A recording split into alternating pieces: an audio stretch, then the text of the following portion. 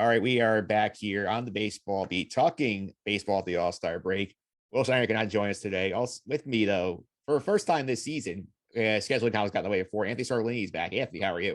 I'm good, Mike. Thanks for having me on. How are you?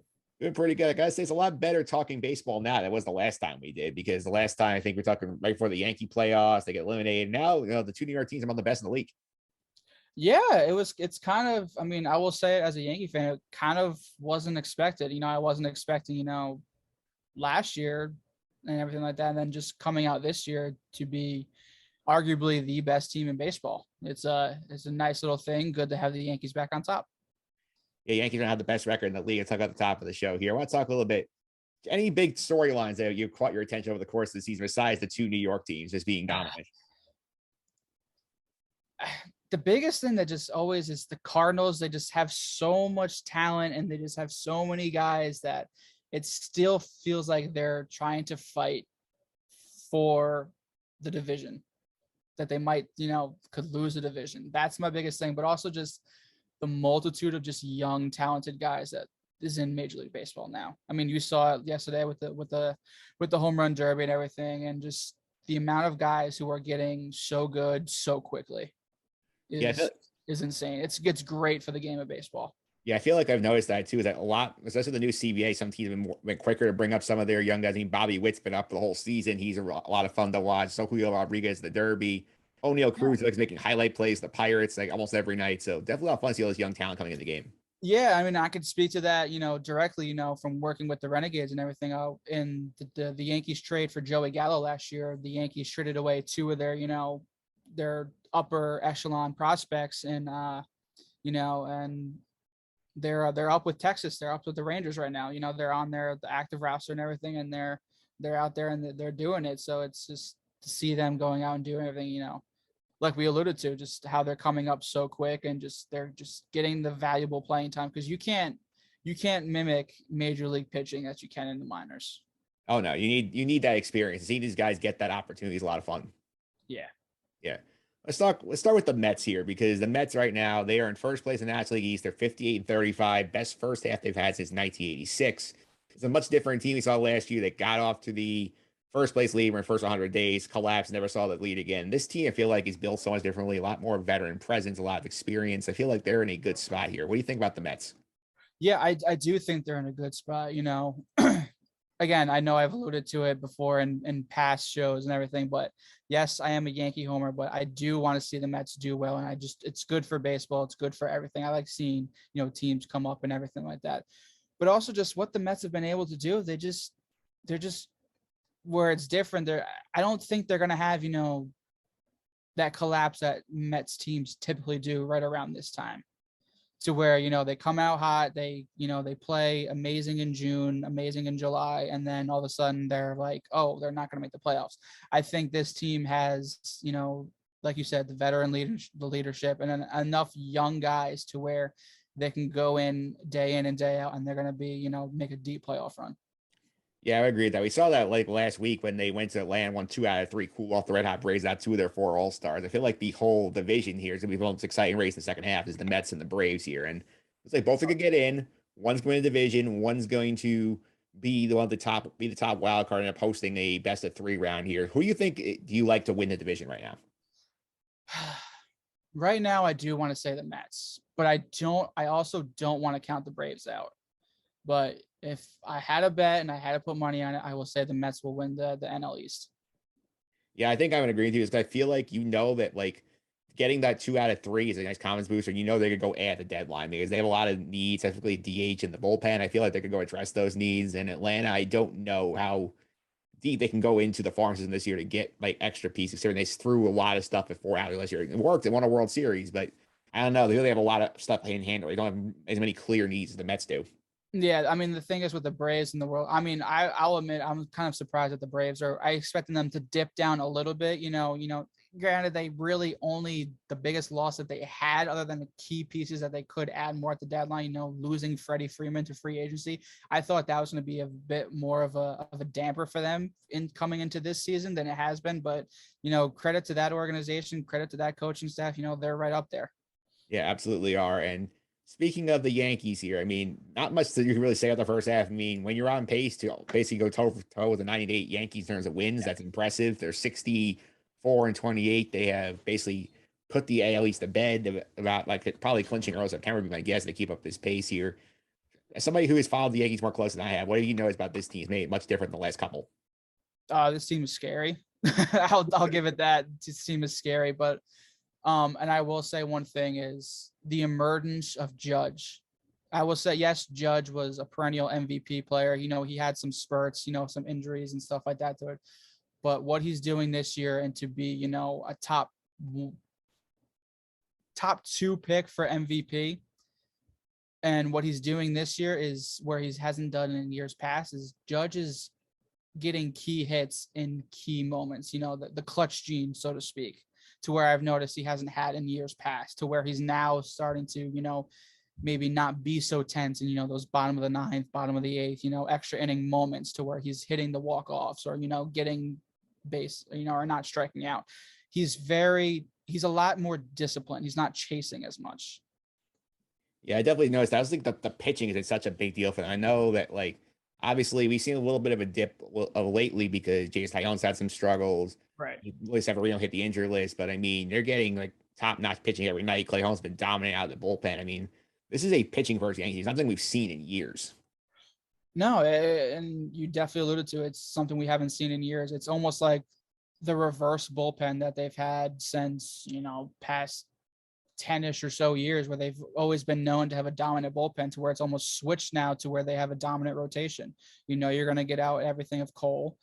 And then just the other guys, Severino, yes, he's a little banged up, but from what we're hearing right now, it doesn't sound like it's anything too serious. And they probably also just shut him down when they did, since they were heading into the All-Star break. So just give them that extended amount of time.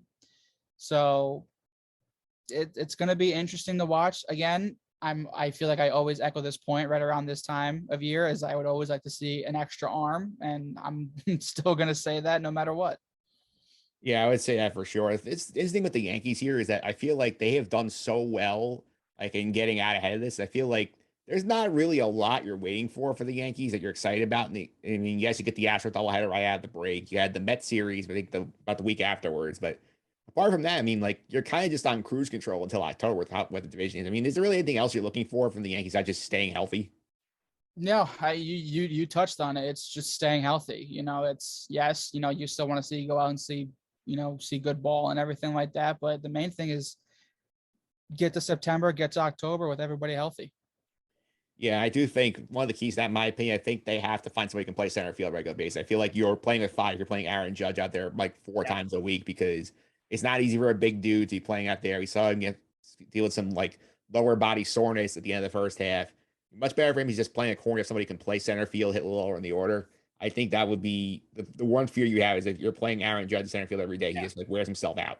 Yeah, I mean, like you said, he's a big 6'7", 6'8" guy. You don't want to see him diving out in center field all the time. But like, if they just, as long as they stay healthy and they can get Hicks back and he can stay healthy, I think they'll be in good shape. Yeah, it kind of reminds me what happens. I think back in 2016, the Mets were trying Wendell Cespedes in center field because they really didn't have anybody else there. And then where it started out well, and then he started getting hurt over and over and over again. They had to move him out of that spot, but the playoffs came around. I think the Yankees have to do the same for Judge to avoid the risk of injuries. Yeah, absolutely. Yeah. Let's talk about now some of the playoff races here. I think the intrigue, really, divisions apart from the NL East are pretty much in good shape. I do want to touch on the wild card picture. Let's start with the National League here. I mean, the Braves can get in. The Padres are pretty good shape. You also have the Phillies, Cardinals, Giants are hanging in there as sort of the big three. Miami's a little further back here. Like, which of those teams, apart from Atlanta, so the other four, can you think will scare you the most? I'm gonna go with San Diego. Padres are just such a good team. Such a good team. They're fun to watch. They're gonna be there no matter what. And again, they're like the same situation that the Cardinals are. They have too much talent not to be good. Yeah. Look at the Padres, though. I know is that obviously, I mean, they're still waiting for Tatis to get back healthy. I mean, he's just starting his same progression this week. I mean, and that's the scary part. They're hanging in a wild card right there, and they're still waiting on their best player to get back, and he's gonna come back. Yeah. I was going to your point earlier, I think the Cardinals have underachieved a little bit as well. I mean, you have an MVP candidate in Paul Goldschmidt and Nolan Arenado. I feel they've not hit enough, and their pitching has been hit or miss. But like, the talent is there. It wouldn't surprise they go on another big run and get themselves like safely in the wild card spot for the second half. Yeah, I wouldn't doubt it. Especially being that Pujols is back on that team. Kind of want to set him off on his golden white horse and everything like that. But like I said, they need a couple just key things, just a couple things to just click, and then I think they'll be fine. Yeah, go to the American League side. So it's more fun because basically the rest of the American League is in there. Tampa Bay is on top of the wild card race. They're a game and a half up. The Mariners on the 14-game winning streak has surged into the wild card position. We saw Julio Rodriguez did last night at the Derby. Mm-hmm. Toronto's in third, 50-43. And you got Boston 2 back, Cleveland 2.5 back, the Orioles 3.5 back, and the White Sox 3.5 back. This one could get wild. Yeah, I mean, hey, go Baltimore. How often do we talk about the Orioles being in a playoff contender? But I mean, it's a close one. I think the Rays are gonna take it, be that team to come out of the wild card. They have too much experience. They're there every year, and if they're not contending for a wild card, they normally are at the top of the AL East. I think Seattle is just really riding a hot streak that they have headed into the All-Star break. I don't see that's going to be sustainable. I think it's a great moment in their season. I just don't think it's going to be sustainable throughout the rest of the season. Yeah, I think the thing I like for Seattle is the fact that the American League East teams are going to kill each other. And you throw Baltimore in that mix too. Now Baltimore's playing 500 ball. I mean, Yeah. Seattle outside of Houston has nobody at the division. Is going to be a real challenge to them because Texas is okay. The Angels have fallen off a cliff since the beginning of the season when they were 10 over 500 down to like 18 under. You had the A's who absolutely stink. I mean, I feel like Seattle's got one of those spots. To me, the question is, do you get 3 teams in the AL East? Or somebody from the Central sneak in there like Cleveland or the White Sox? I think it's going to be 3 teams from the East. Yeah. Because, I mean, you even see how, the Red Sox came into Yankee Stadium, I think they took 2 out of 3 or they split. I can't remember. They split 4 at Fenway, and then they lost 2 or 3 at Yankee Stadium. Okay, but, Boston's, having a down year for their standards and going up against, the juggernaut that's the Yankees offense this year. They're not backing down. Just the American League East, and we've been saying this for years, is just building something incredible with the amount of talent, the guys that are coming in and just staying. It's the American League East is going to, carry and represent, the AL postseason quite a bit. Yeah, absolutely. And one thing I want to talk here also before we go here is these trade deadlines. A lot of storylines here. I just started the big one here, the Juan Soto bomb that the Athletics Ken Roosevelt dropped here, that he's turned down a 14-year, $440 million contract from Washington. They're going to expect to try and shop him, like trade him before the deadline. I don't think they're going to do it, but the fact that this is hanging over baseball, I think it's just going to be fascinating the next 2 weeks to see what happens with him. Oh yeah, I remember when I saw that alert on my phone. I said, "Wow, he really wants to get out of Washington." You don't turn down a $440 million contract unless you really don't want to be where you are. And I can't say that I blame him. They had that. He won the World Series with them. I believe was his rookie year or his second year. It was second year. The second year. So he's kind of you win that title with them. Let's see what else is out there. Where else can I go? And he's gonna if he does go into free agency or if the Nationals trade him and he ends up staying where he is, he's going to command quite a pretty penny, obviously. Yeah, absolutely. And you look at the big teams here. I mean, obviously the Mets will be in on him. I'm sure the Yankees be in on him. The Dodgers will be on him. Like anybody who has a big farm system ability to take him for 2.5 years is going to be taking a shot here because you get a guy who's 23, you throw the chips at the table and see what you can get. Without a doubt. This is like not nearly quite as good as Mike Trout, but this is like, if a Mike Trout type thing were to become available, you throw everything you can at him. Yeah. The other thing I'm also curious about looking at the standings here is just seeing how this expanded playoff format impacts the playoff race, especially a team looking at was like the Red Sox, where they're 3 over 500. They just lost Chris Sale another 4 to 6 weeks with a broken finger. They have a tough schedule coming out of the break. They got a lot more games at Tampa and Toronto and the Twins. And they're a team I have my eye on where I say, if things go bad, do they consider selling here and say, no, this is not our year. We clearly have not had enough go right on the injury front. Do we do that? If they are in the seller mix, a lot of things open up. Yeah, I think they'll be sellers, but they're also not really a team to rebuild. They're kind of like that, that old macho saying, "Oh, we don't rebuild, we just retool." So I wouldn't be surprised if they hold on to guys because they still at their core, they're still a solid team and a solid foundation. So Yeah, there's two guys in particular I'm keeping an eye on there. Number one is Rafael Devers, who is they have the long term deal with him. Like depends how much time Glue wants to pay him, and obviously JD Martinez is a free agent. And like with the universal DH, like he's a big guy. Like I could see the Mets going after he becomes available. Yeah, I don't think JD Davis will be staying with the Red Sox. I think he will end up be leaving in free agency, or some team like the Mets could sweep in come trade deadline. I would see that as a huge possibility. Because I think if they get to a point where like I will tell you that Boston's schedule coming out of the break here in terms of the second half. They start out here. They have going up to the deadlines on August 2nd. They have Toronto for 3. They have the Guardians for 4. Milwaukee for 3. That's all at home. And then they go to Houston like right before the deadline here. That's a chance that things could go really bad for them. Oh yeah. So, I think if you lose 2 of those series, I think they're going to be sellers. Yeah. And you look at those teams in the middle too, like the ones like the Guardians, for example, or the National League, like the Phillies or the Giants. Those are the teams that I feel could swing the deadline either way if they decide to go commit in one direction or the other. Oh yeah. It'll be a lot of fun for sure to watch, Anthony. Thanks all the time. I really appreciate it. Before I let you go, I believe you follow social media, keep up some of the stuff you're up to. You can check me out on Instagram at Sorbellini Photos, and just kind of enjoying my time off right now.